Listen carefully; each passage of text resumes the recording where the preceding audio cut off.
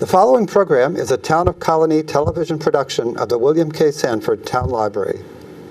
It goes all my life's a circle, sunrise and sundown. The moon rolls through the nighttime till the daybreak comes around.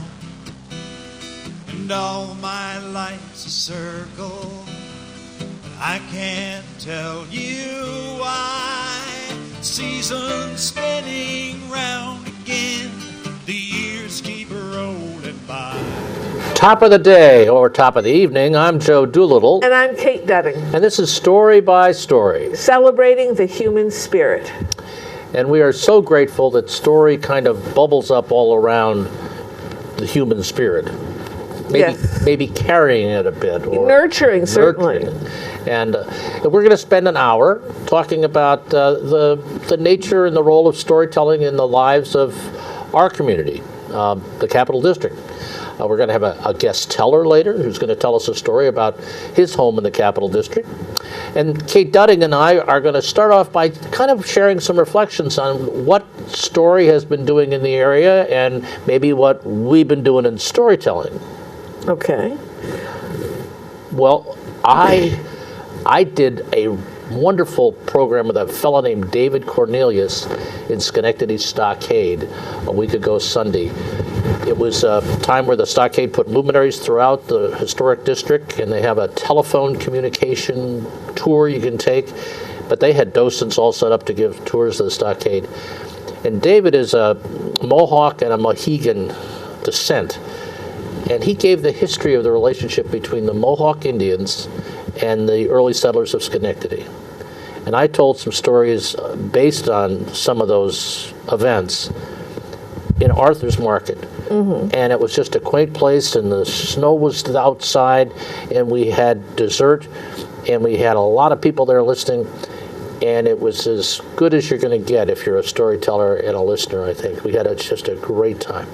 So that was Excellent. And there's an example of stories kind of helping history come back to understanding what went on and how important the relationships are between people who at first appear to be different. Mm-hmm. So there we go. That reminds me of, 10, 15 years ago, Nancy Marie Payne and I were asked to create a story about the Easton Political Equality Club. The Easton, we're talking about Easton, New York? Little bitty Easton, New York. Up in Washington County. Right. West of Greenwich. Okay. And the Political Equality Club was nationwide. The suffragists, that's what they called their clubs. Political equality clubs. And they wanted us to do a program. So we decided they had two leaders at the end. The Suffragist Movement went for a while. Went for quite a while. And there was only one woman who was at Seneca Falls who was still alive in 1920 and able to vote in the first federal election. Ooh. And she was like a 12-year-old when she was in Seneca Falls. So it was like 3 generations of women. So we told the story as these two now leaders of the club reminiscing about what their club had done to work up to finally this historic day. And we told it in a building, the hall in Easton, where Susan B. Anthony had spoken on several occasions. Well, in the audience was the granddaughter and great-granddaughter of one of these two women leaders. So that was really cool. Mm-hmm. But what reminded me of what you said was another woman came up and said, I moved here 12 years ago, and it's so wonderful to find out what happened in our town. In our town. In our town. And going, whoa, she puts down roots quickly. So there may have been people in your audience that were had heritage going back to the time periods you were talking about, but there were others who had quickly rooted and wanted to find out more about their community and the history of their community. So we're talking about storytelling and story as basically the archival mechanism or message for people to gain understanding about what happened and how what happened then may affect what's going on now in the future. Because the other side of this is the example of telling kids stories, because often when you tell children a story about history, it can be pretty boring, you know. Mm-hmm. But the reality is, if you remind them that they are living history, mm-hmm. and that's a wonderful way of getting into the story themselves, because they'll be able to tell their stories, mm-hmm. And live their stories. So it's a very vibrant thing, and if you want to know a little bit more about what storytelling is doing and some resources, we have a super website that Kate Dudding maintains for actually for the nation at storycircle@proctors.org.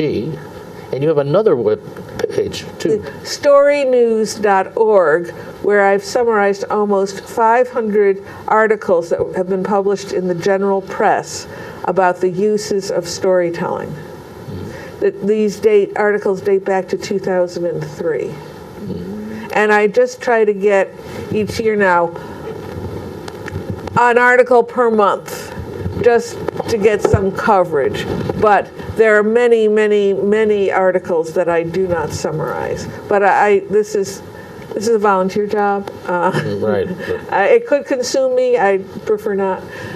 But it's just to show that all the uses of story, and in healing, in learning about others, you know, if you want to call that diversity, or building bridges. A lot of great material there, and we're grateful to you for doing that. We really are. In terms of telling stories about homes and places that mean things in your heart, our guest teller, Kent Busman, is more than a walking example. He's a telling example of how you bring things together for people. I've had the privilege of having Kent for a friend for 30 years. I think that's about right. In 2 centuries. And in 2 centuries. And we occasionally get to tell stories together with Harlan Ratmeyer, and we call ourselves Three Spirits. But I think Kent is the first of the Three Spirits. He's although Harlan's pretty spiritual myself, and I drink a lot of spirits, so I suppose I'll go together. Kent lives in Scotia and is the director of the Fowler Camp and Conference Center up in Speculator. He's an ordained minister in the Reformed Church in America and guides their youth program upstate too. So welcome, KB, as we call it. Thanks. It's nice to be back. And you know, my first recollection of you telling stories was one that my son Josh told. And he'd been hiking, backpacking with you as a teenager, and to keep people kind of engaged during the hiking, you would have them either tell stories or listen to stories, and you had these quizzes about people that they found. There was some guy who they found a body. You told this was a theoretical story about somebody who they found with harnesses and all this. And how did he get there? And his parachute didn't open. All this stuff. But I debriefed Josh, and he had all these great stories from you. So so that just was the beginning right there. When did you realize you were going to be a storyteller? I don't. When you're a camp director, you have to tell stories. That's true. Sometimes just to fill time. Right. But a couple things happened when I was pretty young when I came, 27 when I came, and I was assistant director for a couple years. And I remember the first summer I was at camp, we used to have movie nights, the old reel-to-reel movies, right? And the director said, put the movie on.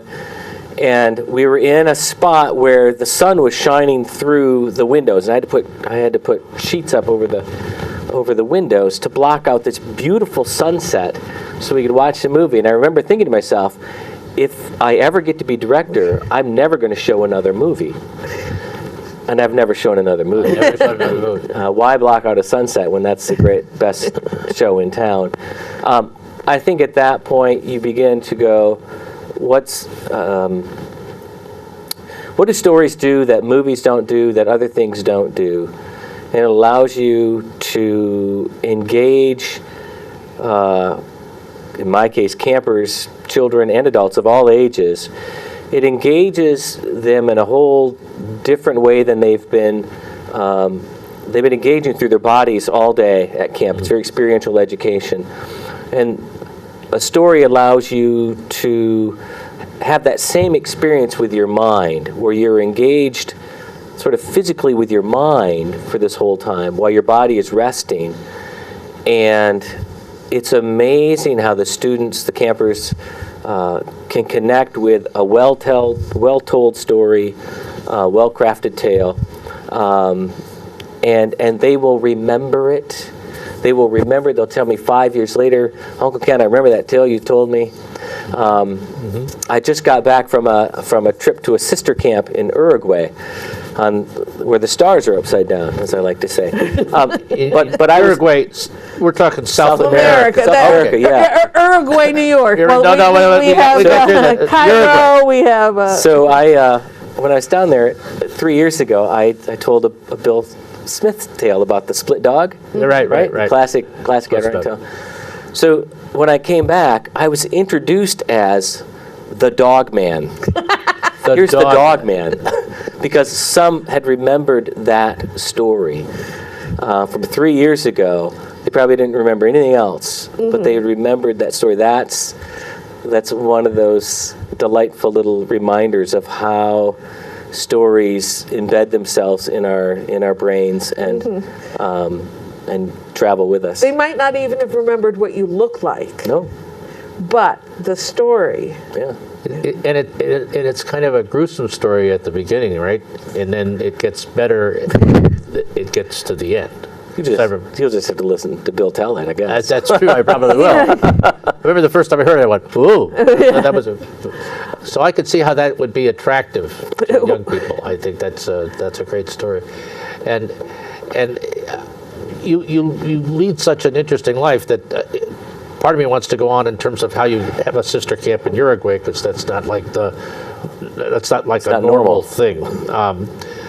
And then if I listen to you describe your trip there, you went to the train and then you visited some friends that come to camp from a big inner city church in Manhattan. So, you do lead an interesting life, Reverend Busman. I think. Thank you. Yep. Good. Ken, one of the things that we both admire and grieve a little bit for you and the family, because you did lose the house to a fire a little while ago, and it's been about 2 years ago, and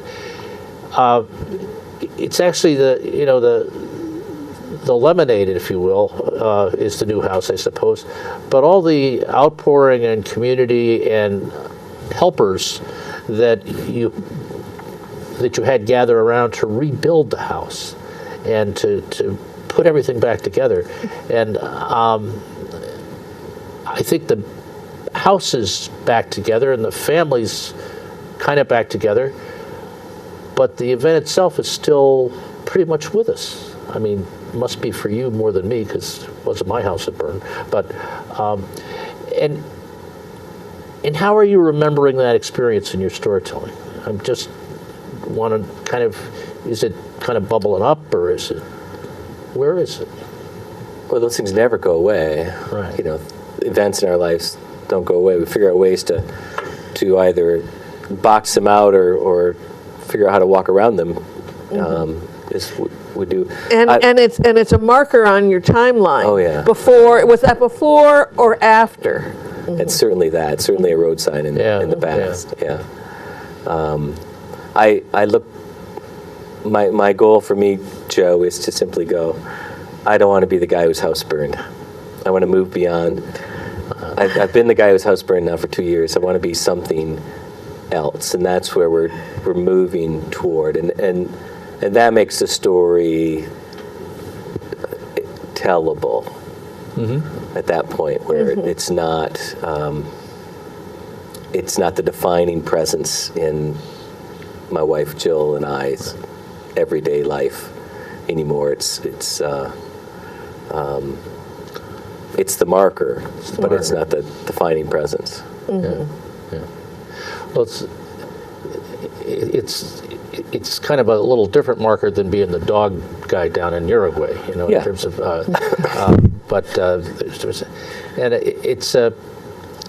I have just a story. Ken is quite the carpenter, and there were a lot of friends who kind of came together to build this house. But among the community building things it's a post and beam house. And when the post and beams are getting assembled, you need a crane to lift them up, and you need somebody that knows how to. You need a crane to lift them up if you want to leave with your friends. If you want You to want leave, to still have your friends. That's right. Because doing it the other way would be. Right. You needed a whole lot of friends Right, a whole lot of friends. without a crane, or was there danger involved? Oh yeah. All of the above. All of the above. It's yeah. And if you saw one of Kent's best friends was the main driver on this, and he lined up another friend who knew how to run the crane and knew how to borrow a crane, and I don't know how you borrow a crane. And I was watching this guy take these things up and guide the cranes as they dropped down. And at lunch, I said, what does it take to borrow a crane? He looks at me and says, about a 1.75 liter of Canadian Club. Oh, So it was just a lot of different moving parts came together for this house, and it was quite something. If you have it in your spirit to kind of share a story about that with us, we'd be honored. Yeah.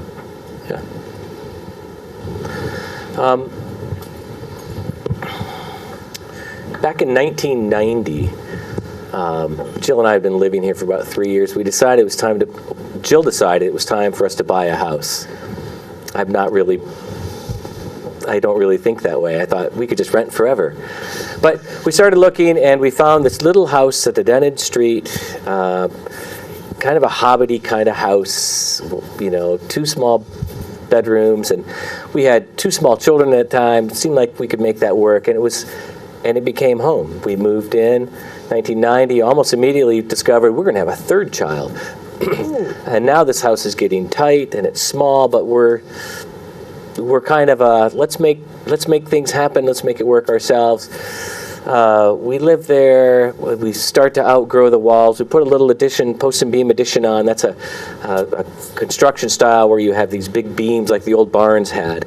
And we put a kitchen, living room out, and a bedroom upstairs, and this house was the work of our lives for 25 years. We would work on it. We would put the new roof on when we had to. And as we transitioned that old house into our home, one of the things we did with what became the dining room was we pulled the old manky carpeting up, and we stripped the floor down to this old yellow pine, not particularly pretty, but solid floor. And Jill stenciled along that floor. On the outside, she stenciled the first and last line of a Windowberry poem. Whatever is foreseen in joy must be lived out from day to day. When we work well, a Sabbath mood rests on our day and finds it good. Because that's how we envisioned living our lives. You always set the bar higher than you can attain. But that's how we envisioned living. And then Jill put in the middle 3 words in a circle: truly, madly, deeply. And it's one of those things that old married couples say to each other. And it's a title of a really bad Alan Rickman movie put out in maybe the 80s, truly, madly, deeply. But the line stuck with us, and so we would say that to each other, I love you truly, madly, deeply. Or TMD, you know, on the way out, as our lives kept moving with 3 children and a dog and different things going on. And that became our thing. And it was under the rug in the dining room. So nobody saw it. Nobody really knew it was there but Jill and I. And that's kind of how those things are. And then disaster happened. It was January 30th, 2015. It was a cold day. I'd set out an extra heat lamp in a chicken coop. I'd left to go to a meeting, and the lamp had fallen over, and the wind was just right, and the coop caught on fire, and it caught the house on fire. And I get a phone call from Jill saying, the house is on fire. And I drive home knowing I can't get down the road. I drive in and park at the neighbors across the way, and there's just smoke and running and shouting and firemen and wind and cold, and it's just all a blur. And I know this happens to a lot of people, but it was a blur. And in 3 hours it was over. And all of that life's work and all of those memories that were stenciled into our lives were now covered with soot, ashen, and gone. And so we had a disaster. But somehow we avoided a tragedy. And that's really where I want to go with this. And that the truly, madly, deeply were important for us to avoid a tragedy. Because the truly part is really important, because it took a long time to realize that this really happened. For days it was, what if I had done this? If only that. If I could turn it back, and all those things, which are never true. What ifs are never true. If onlys are fairy tales we can tell ourselves, and they're hard fairy tales to have that happen, and to accept the truth was hard. And it took a long time. I remember about a month after the fire, we're still living with our neighbors, Hope and John, next door, and I had some tea in the morning on the stove, and had tea, and I went to do a workout at the gym, and about once I started running, I couldn't remember if I turned off the stove. And such a panic came over me that I ran out of the gym and got in the same vehicle I drove the same route, went to the same driveway as the day of the fire, got out, saw that the house was not burning. And I remember saying to myself, wow, this is going to take a long time to get over this. And it did. And so that, but accepting the truth was a big part of it, getting over. And then the madly part is where maybe it gets interesting, in that you need mad people in your lives if you're going to avoid tragedy. And a couple of mad people showed up. First was a storyteller friend, Tom Weekly, who I don't really know. We've just crossed paths, but about 2 or 3 days after the fire, I was over at the house still filling the bird feeders, because I couldn't accept the fact that I no longer lived there. And I thought the birds needed to have food. It wasn't their fault. And Tom calls me, and he talks to me, and he says the only thing that's really worth hearing when something like this happens, he says, I'm sorry. That's about the only thing he really can say.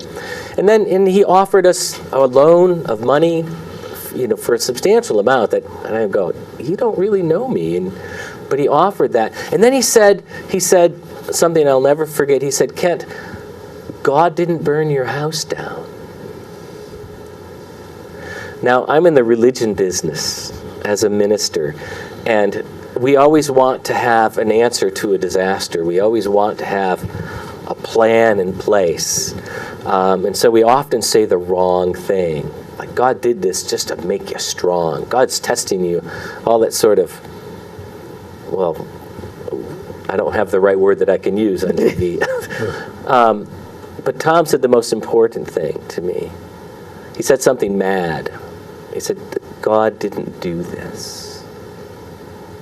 And that was helpful for me, and I carry that with me.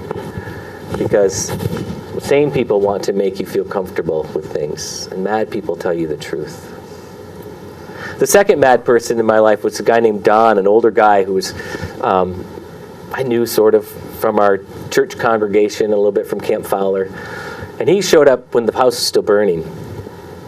And he said to Jill and I, said, I'm going to walk with you through this. Now, that's a mad thing to say, because you didn't know where a journey like that will take you. And sure enough, he helped us get a contractor lined up, and then when that fell through, Don ended up being our general contractor, and he put legs to that statement of, I'm going to walk with you through this. He did the mad thing and took on a pretty much impossible project, and he walked with us through that. And the third mad person is my good friend Dan, and everybody needs a guy like Dan in their lives, who's mad enough to say, hey, we could rebuild this. We could do it. Now, I'm a minister. I'm a camp director. I know how to canoe. I know a little bit about building houses, but not that much. But he embarked on this mad journey of rebuilding the house. And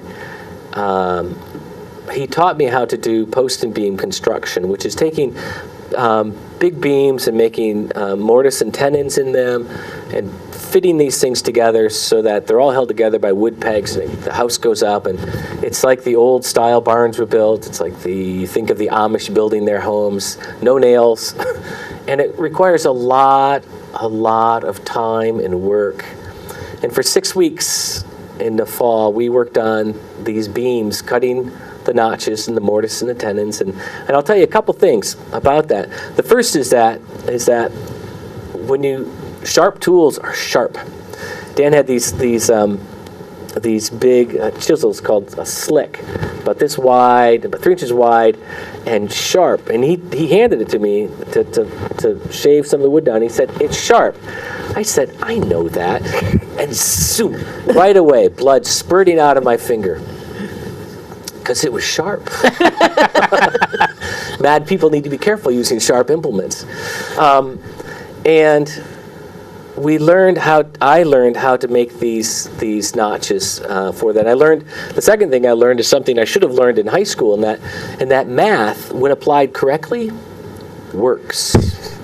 Because we had to put everything up without ever test fitting anything to see if it would work. We had to rely on our ability to see these in these three-dimensional pieces that we're building. And Dan was wonderful at that and very good at it. And when you come by the house, I'll show you a couple places that the math didn't work because I didn't do it right. But we got it. So Dan allowed me to be, and my wife and my kids and a number of friends, to be intimately involved in this new house as it was becoming a home already, much as we were with the old home that had started out as a house. And then the deep part of this, once you accept the truth, once you surround yourself with some mad people, or find the mad people in your life, and then the deep part was the interconnectedness that we found with our communities, plural.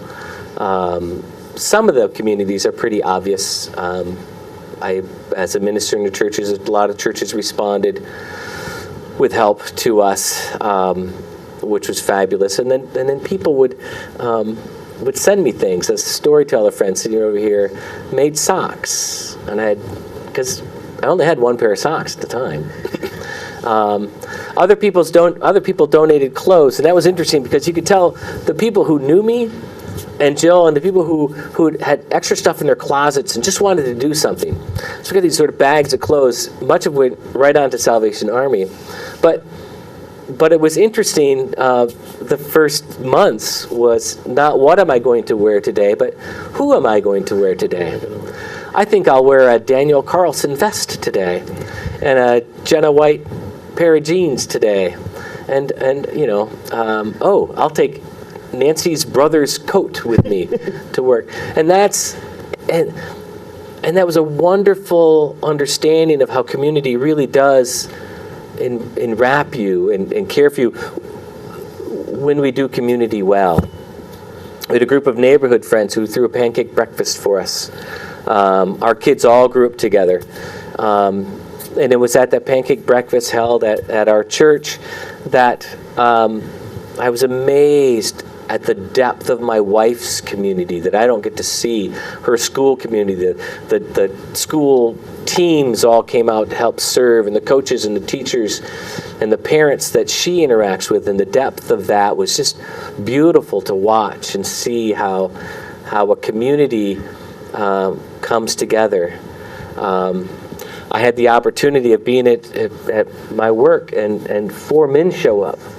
And they come and they sit down with me for an hour in my office. And we talk. We don't say a whole lot, but there are 4 men from the Islamic Center in Latham who had come because I knew them from my work at camp. And they came and sat with me and shared in my sorrow and shared the prayers and the gifts from their community with me. Very humbling, very stunning. The depth, the deepness of our lives when we interweave them with each other. And that could go on many, many more examples of the depth of that. We worked on the house. We had people show up, ministers show up to lay flooring. Ministers who, for the first time in years, maybe got to see something constructive out of a day of their work, who never get to see the physical results of their labor. And it's good, though they're not always the best carpenters, just to say that. And so we were blessed. And so I woke up this morning in a house that that is a home. And I looked out this morning, hoping that the real owners don't show up and kick us out, because this house can't possibly be ours. I woke up warm on a cold February day, surrounded by mad people, by the deepness of community, and by the truth that we really do live in a world where disasters happen. But sometimes we can avoid the tragedies. And that's the story of my new home. Wow. Thank you, Kent. I'm glad we have it on a recording, because I think it's important to just have it recorded, but still, it is so generative, and I don't know where to start. Although I think I'm just going to tell a Dan story that I have, because this fellow Dan. This is the mad post and beam. Yeah. The mad post and beam guy is a teacher in the Schenectady school system, and he and his family have a wonderful house he built post and beam up on the top of the Mariahville Hills, up on the top of Campbell Road. And I knew that KB was working on the beams, and I stopped by. I didn't stop by with beer. I stopped by with iced tea. And it's a gorgeous day to drive up the hill, and the view is phenomenal. And Kent and another friend were working on the beams. And all of a sudden, we got a little carried away, and Kent said, "Oh, I got to go pick up Dan." I says, "You got to go pick up Dan?" I says, "Dan rides his bicycle to work." He says, "Oh, yes, he does. But he doesn't like to ride up the hill." So I drive down, and I meet him at the bottom of the hill, put the bike in the truck, and get him back to work. That was, I don't know what it was. So there are so many of those little vignettes of the way the community and some of the mad loving people interrelated, that it's really quite a great story.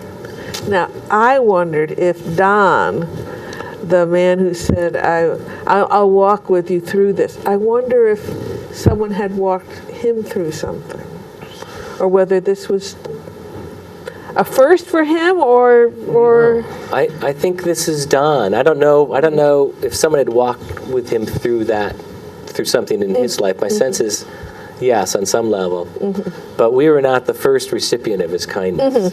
Others have received similar, as I find out. Right. And that's how this is, in some ways, supposed to work. That sort of blessed to be a blessing, as the old Israelites would say. That Don did that for us. Our responsibility is to continue to do that for others, and to sort of keep paying that ahead. Yeah, but my guess, it'd be interesting, Don, what Don's story is. I don't really know it. Yeah. Not on that level. and I know an internet friend of mine. We met on a bulletin board that was before Facebook, centered around kids. And I'm having this problem with my kid. Oh, we want to try this. Yeah, that's what they do at that age, whatever. But it was a virtual community, just all in text. And then we also once a year we sent in photos. This was a very early part of the internet, and we made up physical yearbooks so we could see each other's families. So I knew Veek that way, and her family's house burned down on Christmas Eve, and they got out. And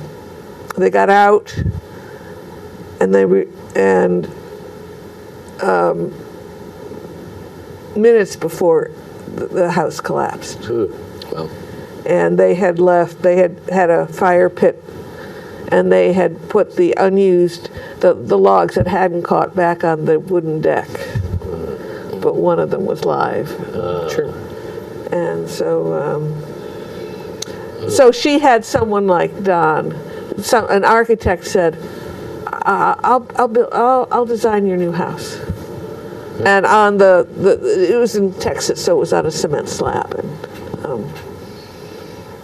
lots of help. But she said, No, one of the other stories that came out of this is little vignette is a good friend who came to volunteer to help on the house, and he brought his son with him, and it had been rocky with his son for quite a while, just a tough family dynamic, and he worked with and watched his son work that whole day, and as he tells the story now, that changed the calculus of their relationship, where the dad could see his son actually working and be real proud of his son, and his son doing something that he's really proud of and being part of. And they came back a couple times to work. And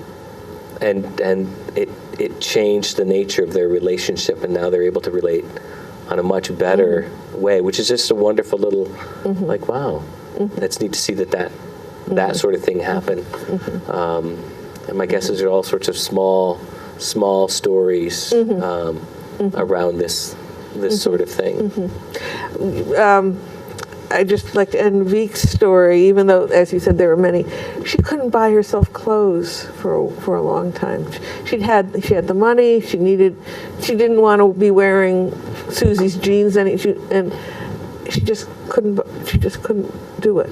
But what happened really early on? So this was Christmas Eve night. Their house burned down. Well, 4 a.m. Christmas morning. Neighbors took them in. It made the Austin News.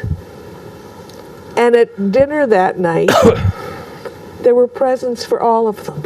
Whoa. People had been donating things, and it made the news, and the teenagers, and there was a Wii, one of the games. And her son said, how did somebody give me this?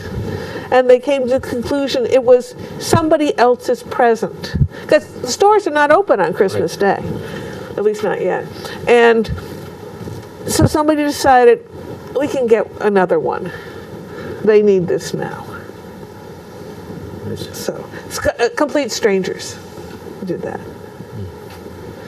So, People can be quite delightful. People can Yes. be quite delightful. I think people are delightful, but they especially rise to the occasion. That, Well, it's quite remarkable, Ken. I think it's a great story, and it's a great example of all the things that you and Jill mean to each other and the world. Great. Well, and again, there are people who have real tragedies that are just heart-wrenching, and I don't know how you recover from that.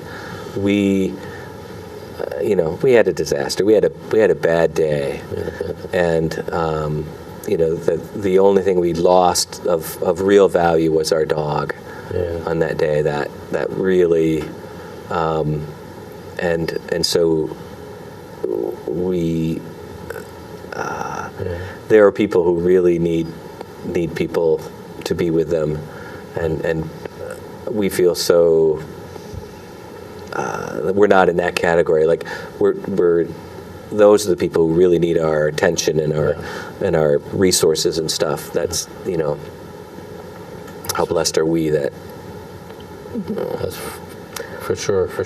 what were those lines from the Bruce Cockburn song that we talked about before we started? What was Around? it? Around every evil there gathers love. Bombs aren't the only things that fall from above. There we go. Thank you, Ken. You're welcome. Thank you, Ken. Kate, I think we have to kind of Take a take deep breath. Yeah. and maybe get on with all that's going on in our Story Yes. Circle Productions work. So pay attention. This is Yes. going to be important. Yes. In March, we have a wealth of storytelling events, as we tend to each month.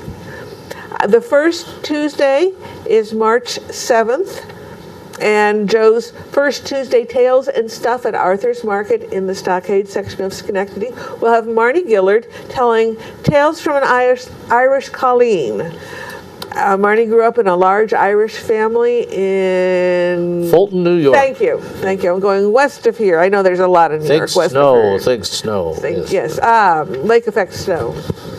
And Marnie's a delightful teller, absolutely delightful. And you can bring a tale, spoken word, it can be poetry, it can be music. It's a wonderful place, wonderful food. Yep.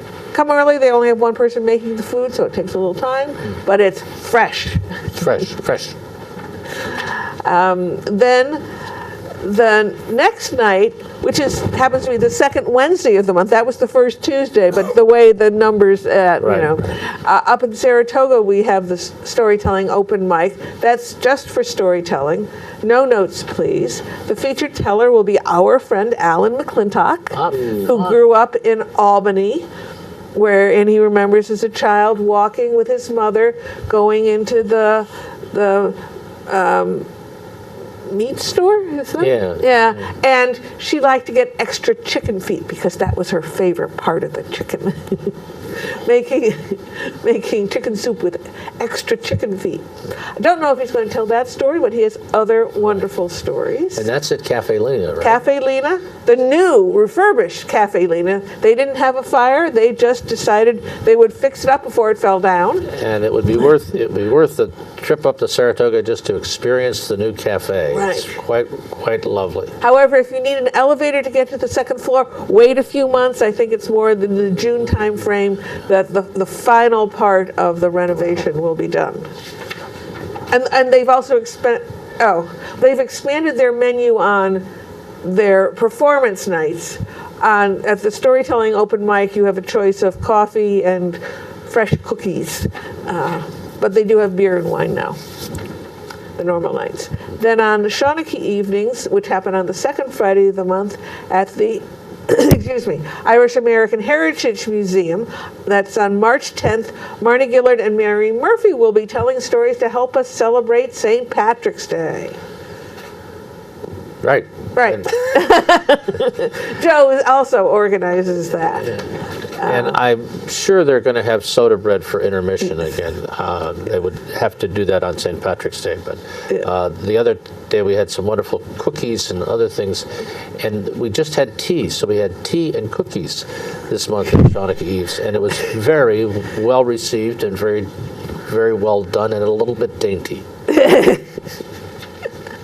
Then on that Sunday, which brings us to March 12th, we will have the Story Crafters.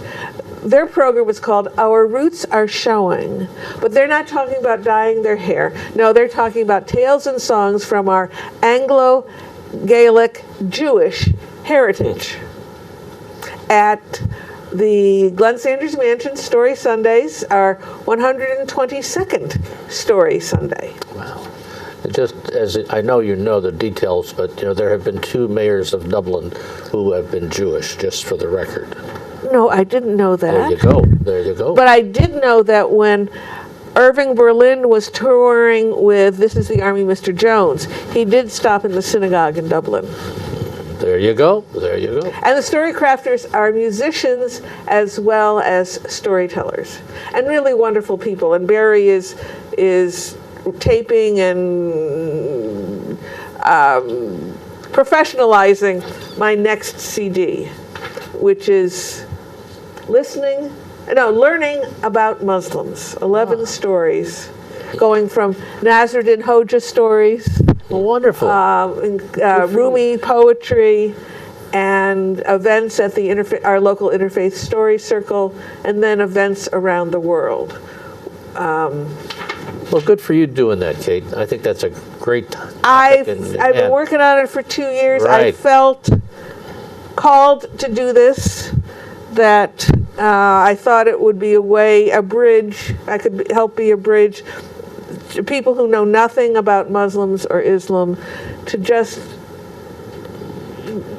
have them hear their first bits of something that doesn't come from television and may not, and they are not, what is that term, alternative facts? No, alternate facts. Alternate facts, yes.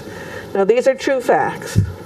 Oh, and speaking about myself, I will be doing a program on Thursday, March 16th up in Saratoga for the Academy for Lifelong Learning. I was going to say, it used to be Academy for ARL, retired, and I was going to say, it's what active old farts can keep on doing, but I didn't say that. So, my husband and I be gentle what you say about old farts, please. I know. That's one of the terms my husband and I use. Old farts like us. So, painters and friends, Renoir, Monet, and Sargent. Ooh. You need to make a reservation beforehand, but it is free, and it's at the Summit at Saratoga, a new adult senior residence just past the Wilton Mall.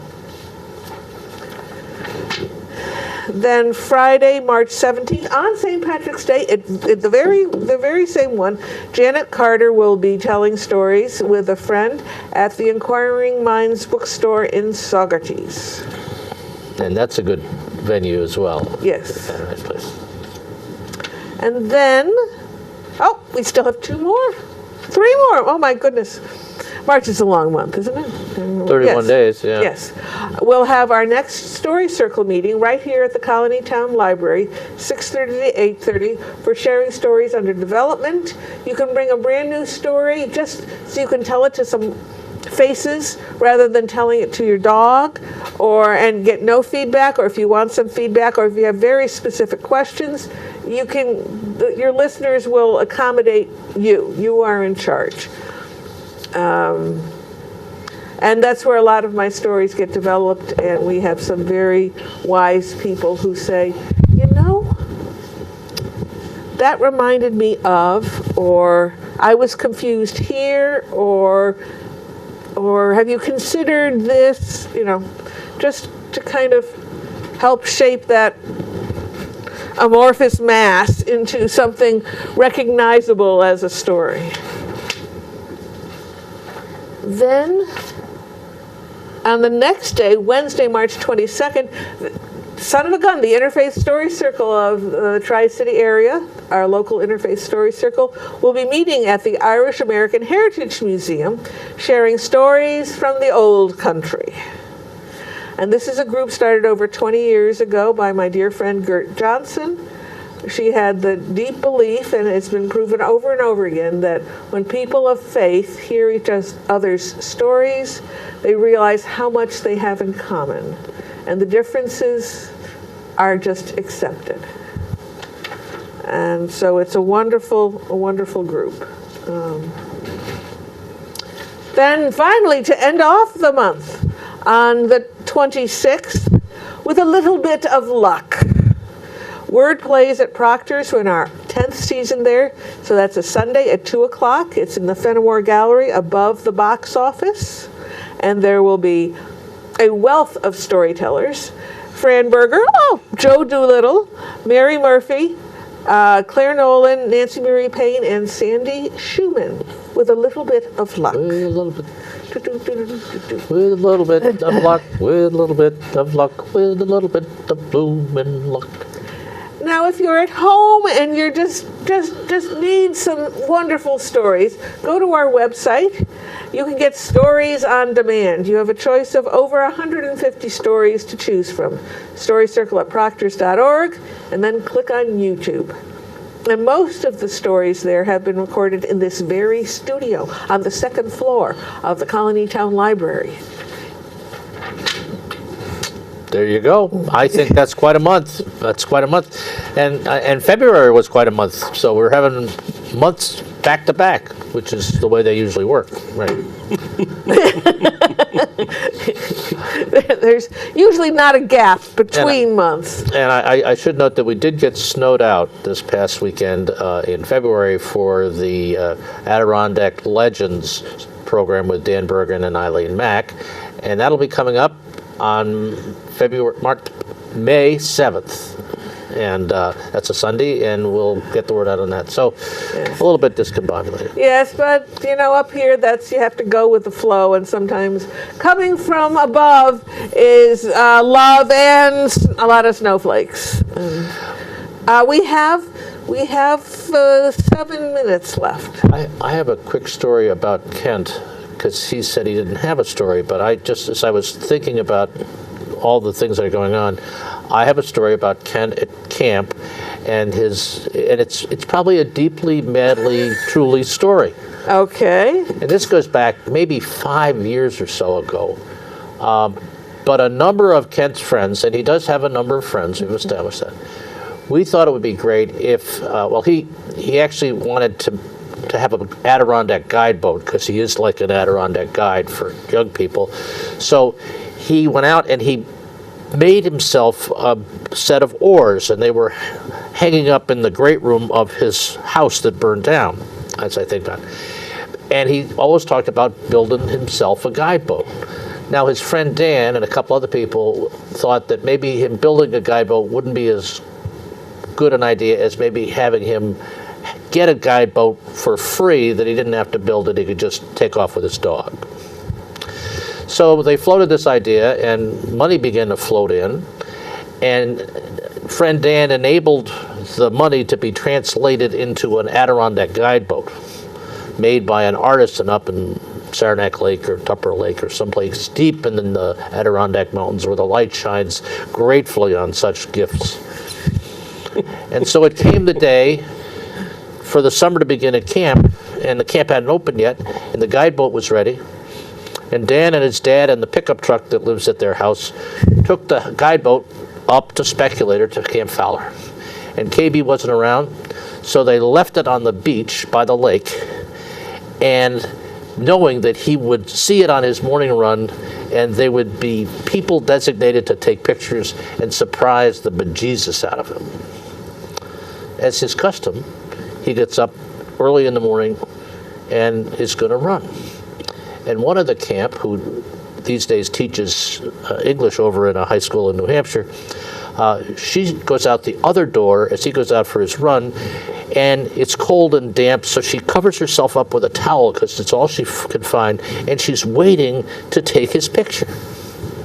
Now, a little background story. The Muslims that came to visit Kent at the time of the fire are there because of a friendship he has with one of the imams from the center. And the imam has brought 20 to 30 folks from the Islamic Center to camp before the season starts for kind of 10 days of retreat. And they were in camp. But they're very quiet, and they were in another part of the camp, so, it's not that they get in the way of the preparation or anything. So KB goes off for his jump, and he runs by, and the photographer runs by again.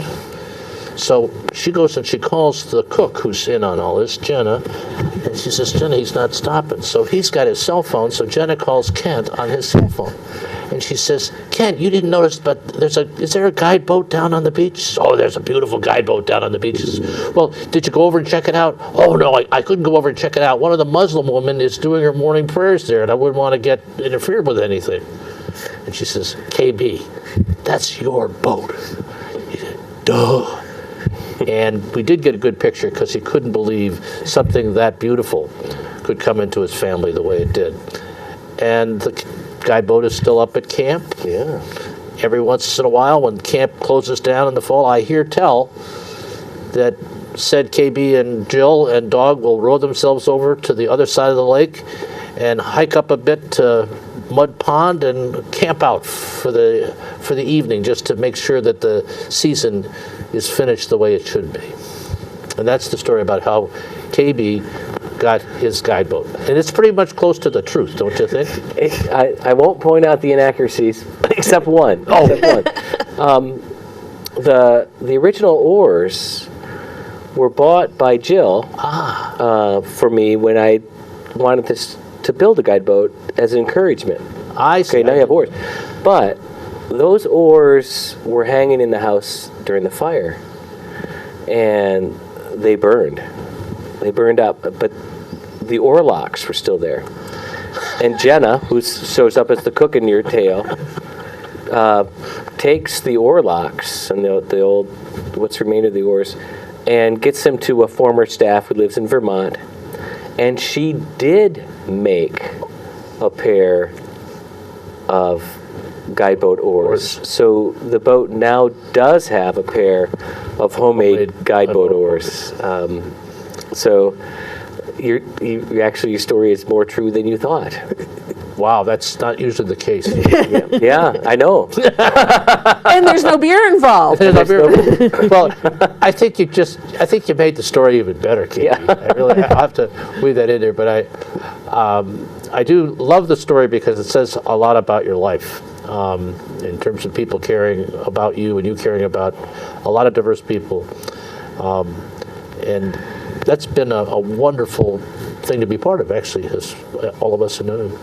Thank you. Well, we have 40 seconds left, so it's time to say goodbye. Do the Wendell Berry quote as our benediction. Whatever is foreseen in joy must be lived out from day to day. Vision held open to the darkness by our 10,000 days of work. Harvest will fill the barn, for that the hand must ache and the brow must sweat, and yet no leaf or grain is filled by work of ours. That we may reap, great work is done while we sleep. When we work well, a Sabbath mood rests on our day and finds it good. Thank you, Kent. Thank you, Kate. And thank you all for joining us. We hope to see you next month. It goes all my life's a circle, sunrise and sundown. The moon rolls through the nighttime till the daybreak comes around. And all my life's a circle, but I can't tell you why. Seasons spinning round.